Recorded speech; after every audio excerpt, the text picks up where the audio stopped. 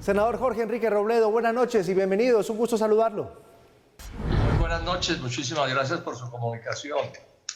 Senador, estos nuevos resultados de la Fiscalía hoy, en la que imputa a 12 personas, ¿tienen relación con el grueso del escándalo de corrupción de Odebrecht? Pues hay por lo menos una confusión al respecto, ¿no? En lo que tiene que ver con imputaciones a Roberto Prieto, ¿sí? Y otras imputaciones al exdirector de la ANI, que tienen que ver con un proyecto en una vía que se llama la Ruta del Sol 3, eso no tiene nada que ver con Odebrecht. Ese es un negocio distinto, con una transnacional distinta de Odebrecht, y sobre eso, por supuesto, las noticias como se presentaron o como las presentó la Fiscalía, pues crean una gran confusión.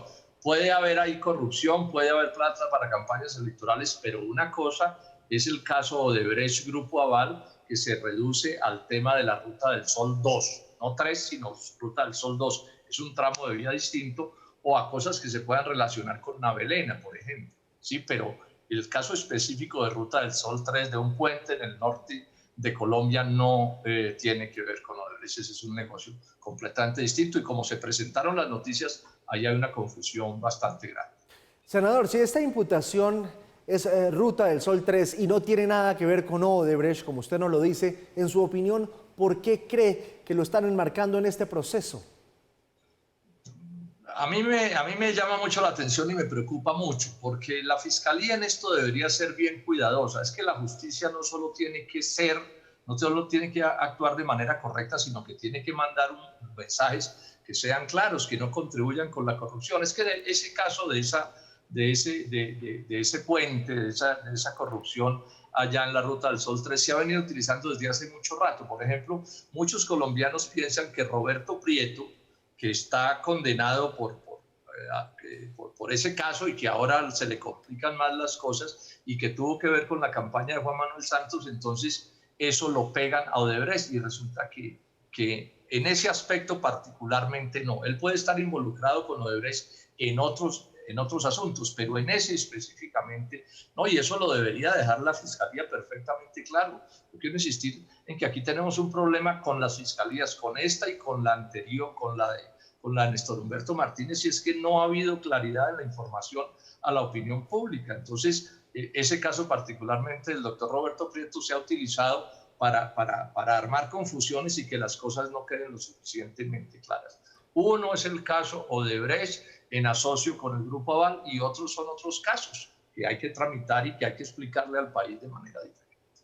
Senador, ¿usted siente que con esta fiscalía, la del fiscal Barbosa, el caso Odebrecht ya empezó a andar, o en su opinión sigue estancado? Pues toca esperar, porque lo cierto es que el tiempo va pasando y las cosas no se mueven. En diciembre completamos ya 4 años de haber estallado este escándalo, y esta es la hora en que en la cúpula de las responsabilidades el avance es ninguno.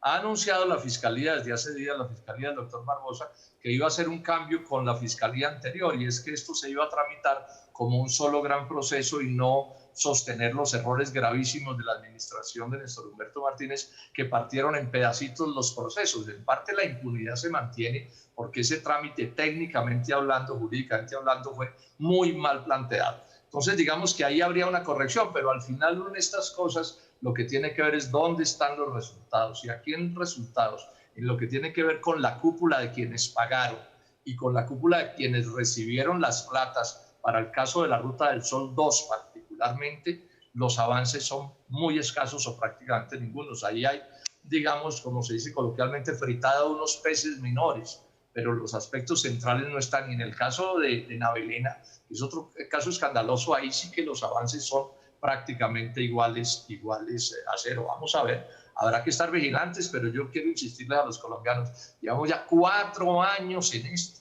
y en 4 años los avances son muy escasos. Pero además estoy viendo en los grandes medios de comunicación proclamando triunfos, ¿no? Entonces, por ejemplo, hace unos días se nos dijo, no, es que exoneraron al Grupo Aval y al doctor Sarmiento Gutiérrez de un proceso en la Superintendencia de Industria y Comercio. Y ahí hay una información imprecisa, porque no lo exoneraron. Salieron por vencimiento de términos, que es una idea completamente diferente. Son dos cosas completamente diferentes. Y en ese caso específico del papel de esta persona y de estas empresas, en ninguna parte se nos ha demostrado que se haya ido al fondo de verdad del asunto, a investigar en serio, y se nos quiere meter una cosa que yo considero que es un cuento, es que José Elías Melo, una persona de segundo nivel en ese grupo, fue el que de su bolsillo terminó pagando unos sobornos que ya están probados por la ley. Entonces, es evidente que aquí los grandes poderes están teniendo éxito en lo que tiene que ver con el tape, entre otras cosas porque ni la Fiscalía de Martínez y hasta ahora la actual han logrado la cooperación con Brasil, y si no se logra la cooperación con Brasil, pues esto, digamos, el tape va a seguir funcionando con todavía más poder que el poder con el que ha venido funcionando hasta este momento. Senador, finalmente uno ve lo que ha pasado en la región con el caso Odebrecht. En Perú hay resultados, lo que pasó en los Estados Unidos hay resultados. ¿Por qué cree que en Colombia no se ha podido hacer ese acuerdo con los brasileros? Pues la explicación que dio el doctor Néstor Humberto Martínez fue una explicación, a mi juicio, por completo coja. O sea, no hubo la voluntad política, no quisieron hacer ese acuerdo, ni lo han querido hacer, porque Brasil está dispuesto a colaborar. Pone unas condiciones que son naturales que se pongan, y que Colombia ha utilizado en cierto sentido como pretexto para no hacer ese acuerdo con Brasil.